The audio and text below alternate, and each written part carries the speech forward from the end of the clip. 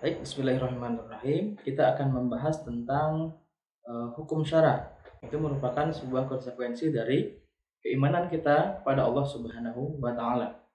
Baik, berbicara tentang hukum syara, maka ada hal yang harus kita ketahui dulu, yaitu apa sih yang dimaksud dengan hukum syara itu. Para ulama mendefinisikan hukum syara ini, ada yang mengatakan khitabullah, ada yang mengatakan juga khitabus syari'.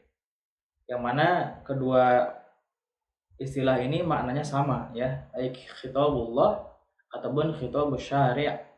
Sementara Syekh Taqiyuddin An-Nabhani memilih istilah khitabus syari'. Kenapa tidak khitabullah padahal dua-duanya maknanya sama ya?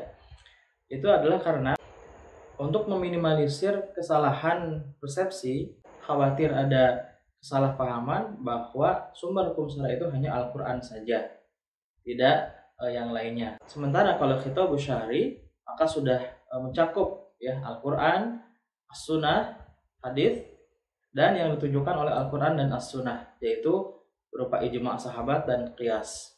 Dan jadi dari segi istilah saja, Syekh Taqiyuddin An-Nabhani ini begitu hati-hati agar tidak terjadi kesalahpahaman ya. Sebagaimana yang kita ketahui saat ini, jangankan kaidah syara, Al-Qur'an pun banyak dipelintir oleh orang-orang liberal tentunya pada hari ini ya.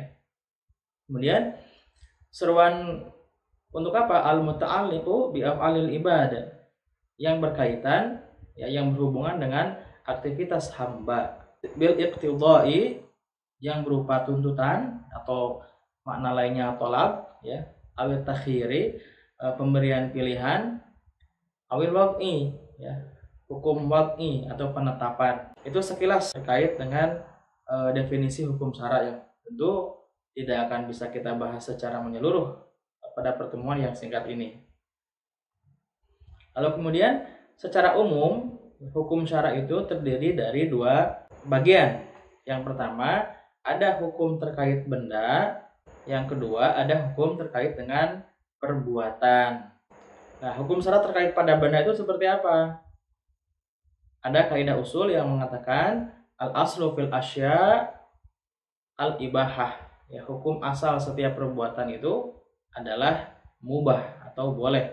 Malam yalid dalil tahrim, sebelum ada dalil yang mengharamkan. Jadi kabar baik buat kita sebagai manusia adalah yang haram itu ternyata sedikit, yaitu kalau sudah ada nas atau dalil yang menunjukkan bahwa benda itu haram. Jadi kita tidak boleh mencipta-cipta hukum sendiri ya dengan akal kita.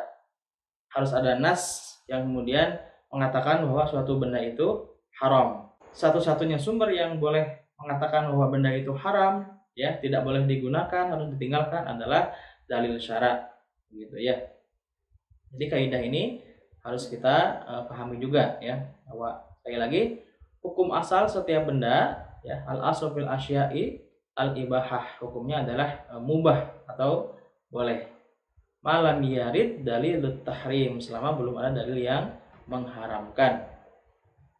Ya, kemudian terkait dengan perbuatan manusia, ini ada ulama yang mengatakan kaidahnya al-aslu fil af'al at-taqayyud bi hukmillah ya. Ada juga yang mengatakan al-aslu fil af'ali at-taqayyud bi hukmi syar'i, sebagaimana yang disampaikan oleh Syekh Taqiyuddin An-Nabhani dalam kitab Saksiyah Islamiyah juz 3, yang artinya adalah hukum asal setiap perbuatan ya, al-aslu fil af'al, perbuatan manusia itu adalah at-taqayyud, terikat dengan hukum syara'. Hukum syara' yang mana kita tadi sudah bahas sedikit di atas ya, bahwa sumber hukum syara' itu secara umum adalah Al-Qur'an, As-Sunnah, ijma' sahabat, dan juga qiyas. Ini kenapa Syekh Taqiyuddin An-Nabhani menggunakan istilah asy-syari', bukan bihukmillah, bukan hukum Allah. Karena dikhawatirkan kalau hanya khitabullah ya, hukum Allah itu hanya diartikan sebagai Al-Qur'an, padahal maknanya juga bukan seperti itu. Namun karena kekhawatiran itu, maka diambillah yang definisi yang lebih umum ya, yaitu asy-syari', yang meliputi 4 sumber tadi yang pokoknya.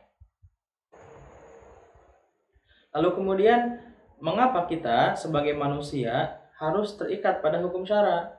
Nah, tentu kita harus memahami dulu fakta kita sebagai manusia ya. Apa sih manusia itu? sehingga kita tidak salah dalam melakukan perbuatan atau dalam menjadikan standar di dalam kehidupan kita. Karena kalau salah memilih standar, maka akibatnya akan fatal. Ini akibatnya akan bergantung pada kebahagiaan yang selama ini dirindukan oleh kita sebagai manusia, itu akan didapat atau tidak. Jika standarnya salah, maka kebahagiaannya, makna kebahagiaannya akan salah dan tentu akan jauh dari rasa kebahagiaan yang diinginkan. Manusia itu adalah makhluk Allah Subhanahu wa taala yang dibekali dengan hajatul udhawiyah. Hajatul udhawiyah ini adalah kebutuhan-kebutuhan jasmani, ya. Yang mana kalau tidak dipenuhi, dia akan menimbulkan kerusakan organ tubuh kita. Akan sakit, bahkan bisa menimbulkan kematian. Contohnya makan, minum, ya, tidur. Itu kalau tidak terpenuhi, maka dipastikan organ-organ tubuh kita ini akan mengalami gangguan, akan sakit. Dan pada titik tertentu akan membahayakan nyawa manusia, ya. Jadi hajatul udhawiyah ini adalah kebutuhan yang mutlak harus dipenuhi oleh tubuh, begitu ya. Lalu selain hajatul udhawiyah, manusia juga dibekali potensi yang lain berupa gharizah. Jadi gharizah ini kalau bahasa Indonesianya adalah keinginan, ya, keinginan begitu. Yang mana keinginan ini, gharizah ini beda dengan hajatul udhawiyah. Tadi kalau hajatul udhawiyah, kebutuhan jasmani, kalau tidak dipenuhi itu bahaya, akan menimbulkan kerusakan organ tubuh bahkan sampai kematian. Tapi kalau gharizah, ya, keinginan atau naluri bahasa lainnya, itu memang juga harus dipenuhi. Tapi kalau tidak dipenuhi, tidak sampai akan membahayakan nyawa atau tidak ada yang menimbulkan kerusakan organ tubuh. Tapi hanya akan menimbulkan kegelisahan saja, ya. Contohnya misalkan gharizah ini ada yang disebut dengan gharizatul baqa yang pertama, naluri untuk mempertahankan diri. Penampakannya salah satunya kita kalau ada yang menghina akan merasa tersinggung gitu, ya. Ingin tampil rapi, ya, ingin tampil dilihat dengan baik, yaitu penampakan dari gharizatul baqa, naluri untuk mempertahankan diri. Selain itu ada gharizatun nau, naluri untuk berkasih sayang atau naluri untuk melestarikan jenis, ya. Penampakannya bisa sayang pada orang tua, sayang pada anak, ketertarikan pada lawan jenis, ya, rasa cinta gitu. Itu adalah naluri atau keinginan. Yang mana kalau tidak dipenuhi tidak akan menimbulkan kerusakan organ tubuh, ya. Jadi orang yang tidak tersalurkan kasih sayangnya misalkan pada lawan jenis, ya, dia putus cinta, istilah patah hati, bukan hatinya yang patah, itu hanya ungkapan saja, ya. Tidak akan menyebabkan hatinya patah atau rusak bimakna organ begitu, ya. Tapi bimakna yang lain mungkin lebih ke kegelisahan yang terjadi, ya, ke pikiran yang terganggu. Di samping hajatul udhawiyah dan gharizah ini, manusia juga dibekali oleh akal, ya. Jadi dua hal tadi, potensi antara hajatul udhawiyah dan gharizah saja ini tidak cukup untuk membedakan manusia dan hewan. Karena hewan pun ya memiliki ini hajatul udhawiyah dan juga memiliki gharizah gitu. Yang membedakan manusia dan hewan adalah ini, ya, pada akalnya. Dimana dengan akal ini manusia bisa menyaring, memfilter ketika dorongan untuk memenuhi kebutuhan jasmani itu muncul, dan juga dorongan untuk memenuhi keinginan atau gharizah atau naluri itu muncul, dia akan saring dulu dengan akalnya sesuai dengan persepsi yang dia miliki, ya. Jadi pemenuhannya itu tidak serta-merta, akan disesuaikan dengan persepsi apa yang dia miliki, gitu. Nah, potensi-potensi tersebut ini meniscayakan manusia untuk melakukan pemenuhan yang tidak terlepas dari perbuatan dan benda-benda. Jadi manusia melakukan sebuah perbuatan itu salah satunya adalah karena ini, dorongan potensi ini, ya. Adanya hajatul udhawiyah, dia harus makan, maka dia bergerak, dia melakukan sebuah perbuatan dan dia memanfaatkan benda. Makanan itu kan benda, gitu, ya. Itu contoh. Nah, sehingga agar tidak terjadi kekacauan dan kerusakan di tengah-tengah manusia atau di muka bumi secara umum, ya, maka diperlukan sebuah sistem, sebuah aturan begitu, sebuah hukum, dan mana aturan ini harus benar agar tidak terjadi kekacauan atau kerusakan, ya. Nah, kemudian siapa yang berhak menentukan aturan ini? Apakah manusia sendiri ya atau siapa? Tentu secara akal juga bisa kita tolak bahwa manusia ini kan banyak keterbatasan yang dimiliki. Manusia itu makhluk yang lemah, terbatas, serta membutuhkan yang lain. Tidak sempurna. Dengan ketidaksempurnaan yang dimilikinya ini, dengan segala keterbatasannya ini, tidak mungkin manusia itu bisa menciptakan aturan yang menyeluruh, yang bisa diterima oleh seluruh manusia yang lain. Karena bisa jadi beda-beda kepentingannya. Jadi akan cenderung subjektif jika aturan itu diberikan kepada manusia. Nah, sehingga yang berhak membuat aturan itu ya adalah hanya yang paham, yang mengerti, ya, yang maha tahu tentang apa itu manusia. Tiada lain, dia adalah Allah Subhanahu wa taala. Allah adalah sang pencipta dengan segala kekuasaannya yang absolut, ya, yang tidak terbatas. Dan memang wajar Allah itu menciptakan manusia, sehingga yang paling tahu karakter, kebutuhan apa saja yang terkait dengan manusia itu adalah Allah yang menciptakan. Jadi yang paling paham tentang manusia ya, tentu harus yang menciptakan manusia, yaitu Allah Subhanahu wa taala. Maka aturan itu tidak boleh ya, tidak wajar kalau aturan itu untuk mengatur manusia berasal dari selain Allah Subhanahu wa taala, berasal dari manusia itu sendiri yang serba lemah dan terbatas. Maka bisa dipastikan kalau aturan dari Allah Subhanahu wa taala dijalankan sebagai pencipta manusia, maka pasti manusia itu akan selamat, akan bahagia, bertemu dengan kebahagiaannya yang hakiki, selamat di dunia maupun di akhirat. Jadi hukum syara yang mengatur manusia ini itu dikenal dengan nama syariat ya. Jadi syariat ini adalah aturan hukum syara yang mengatur kehidupan manusia. Ini makna syariat ya. Jadi secara istilah makna syariat itu adalah perundang-undangan yang diturunkan oleh Allah Subhanahu wa taala melalui Rasulullah Muhammad SAW untuk seluruh umat manusia, baik yang menyangkut masalah ibadah, akhlak, makanan, minuman, pakaian maupun muamalah ya, yaitu interaksi sama manusia dalam berbagai aspek kehidupan. Agar apa? Agar dia bisa meraih kebahagiaan dunia dan akhirat. Syariat Islam ini, hukum syara ini juga meliputi 3 dimensi yang diatur oleh Allah Subhanahu wa taala. Yaitu hukum yang mengatur manusia dengan sang pencipta, ya, hablum minallah, contohnya adalah sholat, zakat, saum dan lain sebagainya. Yang itu sifatnya vertikal langsung kepada Allah Subhanahu wa taala. Yang kedua ada hukum yang mengatur, ya, hukum syara yang mengatur antara manusia dengan dirinya sendiri atau sering kita kenal dengan hablum minafsi. Contohnya bagaimana Islam mengatur masalah cara berpakaian, bagaimana mengatur makanan apa saja yang boleh ya. Terus bagaimana cara-cara makan yang baik itu seperti apa ya, apakah boleh makan dengan tangan kiri, apakah boleh makan sambil berdiri seperti itu ya. Dan lain sebagainya. Yang ketiga adalah ada hablum minanas, yaitu hukum-hukum yang mengatur manusia dengan manusia yang lain. Contohnya adalah misalkan bagaimana diatur kehidupan bertetangga misalkan ya. Tidak hanya itu, ada juga di sana bagaimana agar proses pendidikan bisa berjalan dengan baik yang kita kenal dengan sistem pendidikan.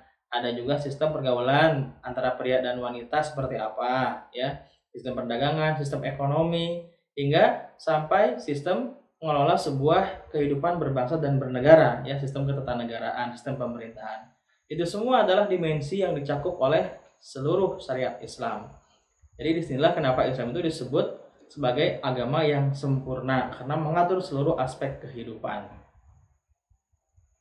Nah, mengapa orang beriman ini harus terikat pada hukum syara? Kenapa? Ya. Karena pertama, setiap mukmin itu harus taat pada hukum Allah untuk menyempurnakan keimanannya. Ini berdasarkan firman Allah Subhanahu wa taala ya di dalam surat An-Nisa ayat 65. Bisa kita simak ya, ini ayatnya. Ya, selanjutnya ada kesesuaian hidup, kesesuaian dengan hukum syara itu, dengan aturan syara adalah syarat diterimanya amal seorang mukmin. Di dalam tafsir Al-Baydawi ya, disampaikan bahwa Imam Fudail bin Iyad mengatakan ini ketika menafsirkan ayat tentang amala ya. Alladzi khalaqal mauta wal hayata liyabluwakum ayyukum ahsanu amala ya. Jadi dijelaskan bahwa makna ahsanu amala ini adalah yang paling ikhlas dan yang paling benar. Ikhlas dan benar. Ini syarat menjadi ahsanu amal ya. Perbuatan itu tidak akan diterima hingga amal itu dilakukan dengan ikhlas dan benar. Ikhlas itu adalah sesuatu perbuatan yang dilakukan hanya untuk Allah Subhanahu wa taala saja, bukan untuk yang lain. Sedangkan benar ya adalah jika amal itu sesuai dengan sunnah, sesuai dengan contoh dari Rasulullah Shallallahu alaihi wasallam. Nah, yang ketiga, kenapa kita harus terikat dengan hukum syara? Karena manusia itu akan dimintai pertanggungjawaban. Sungguh telah datang kepada kita Rasulullah SAW, Nabi yang mulia, Nabi akhir zaman, membawa syariat, membawa aturan, yang mana aturan itu dilanjutkan oleh para sahabat, oleh para tabi'in, oleh para ulama, sehingga sampai pada kita di zaman ini aturan-aturan hidup itu. Tiada lain aturan hidup itu agar hidup kita benar, agar hidup kita menemukan jalan keselamatan. Ya. Maka ketika aturan sudah datang kepada kita dan kita tidak mau terikat, ya, maka kita akan bertanggung jawab kepada Allah Subhanahu wa taala, ya. Kita akan dimintai pertanggungjawaban karena saat ini tidak ada alasan bagi kita, bagi manusia, untuk tidak tahu Islam, untuk tidak tahu aturan Islam. Allah Subhanahu wa taala berfirman, "Man ihtada fa innama yahtadi li nafsihi wa man dhalla fa innama yadhillu 'alaiha wa la taziru waziratu wizra ukhra wa ma kunna mu'adzibina hatta nab'atha rasula." Artinya, barang siapa yang berbuat sesuai dengan petunjuk Allah, maka sesungguhnya itu untuk keselamatan dirinya sendiri. Dan barang siapa yang tersesat, maka sesungguhnya kerugian itu bagi dirinya sendiri. Dan orang-orang yang berdosa tidak dapat memikul dosa orang lain. Tetapi kami tidak akan menyiksa sebelum kami mengutus seorang Rasul. Jadi kalau Rasul sudah datang, sudah ada aturan, sudah sampai dakwah pada kita, dan kita tidak mau hidup sesuai dengan aturan itu, maka tentu di hadapan Allah kita akan berdosa, ya. Ada satu ayat juga yang patut kita renungkan. Allah Subhanahu wa taala berfirman yang di dalam Al-Qur'an, "Apa hasibtum annama khalaqnakum abatsan wa annakum ilaina la turja'un." Artinya, maka apakah kalian mengira bahwa sesungguhnya kami ini, kata Allah, menciptakan kalian ini secara bermain-main saja, untuk permainan gitu.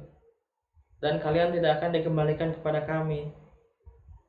Quran surat Al-Mu'minun ayat 115. Allah bertanya, kalian kira Allah itu iseng nyiptain kalian itu tanpa ada maksud, tanpa ada tujuan, gitu ya. Nah, ini ayat ini mengajak kita untuk berenung. Ikhwafillah rahimakumullah.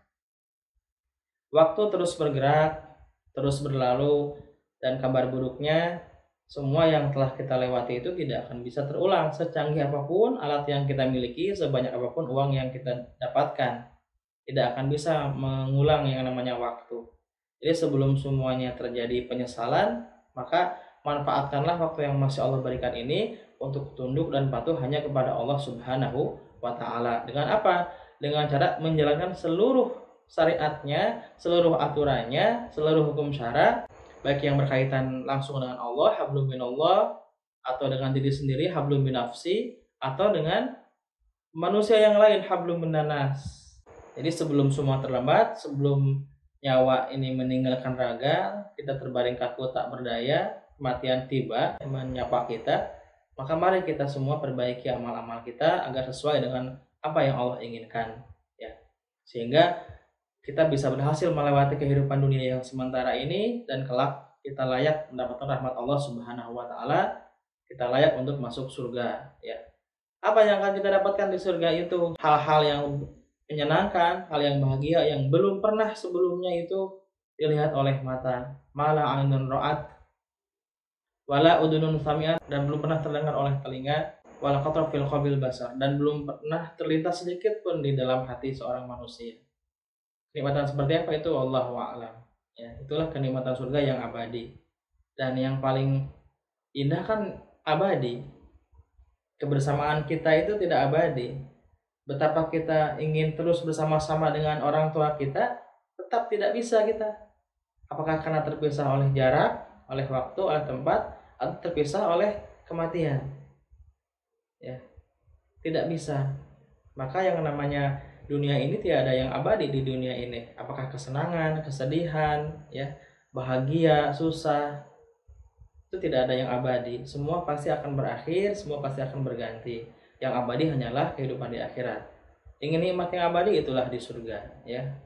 Tapi jangan sampai kita terus melamunkan surga, bermimpi surga, ya, menghayal surga, bahkan tidur mengigau surga, tapi yang kita dapat di akhirat adalah kelak neraka, ya. Sehingga diberitakan bahwa mata-mata kita itu akan terbelalak saking kagetnya, saking tidak menyangkanya. Nauzubillah min dzalik. Kalau di surga itu semua yang kita inginkan bisa kita dapatkan, semua kenikmatan bisa kita raih, tidak demikian dengan di neraka. Diceritakan, jangankan untuk yang lain-lainnya, sekedar menarik nafas saja itu harus merintih, ya, karena siksaan yang begitu berkepanjangan yang tidak pernah henti walau sedetik. Nah, maka marilah kita bersegera menuju rahmat Allah. Allah terus menanti kita agar kita semua menjadi hamba yang taat, menjadi hamba yang terbaik, sehingga hidup kita akan sesuai dengan apa yang Allah kehendaki, ya, yaitu berbahagia selama-lamanya di surga. Demikian, mudah-mudahan ada manfaatnya. Akhirnya, pembahasan hukum syara yang begitu banyak tidak akan pernah bisa selesai dalam waktu 1 jam, 2 jam. Tidak ada jalan lain untuk memahami hukum syara yang sempurna ini kecuali dengan meluangkan waktu kita untuk mengkaji Islam secara sempurna, secara kafah, agar hidup kita bisa sesuai dengan aturan Allah Subhanahu wa taala. Ya, demikian. Assalamualaikum warahmatullahi wabarakatuh.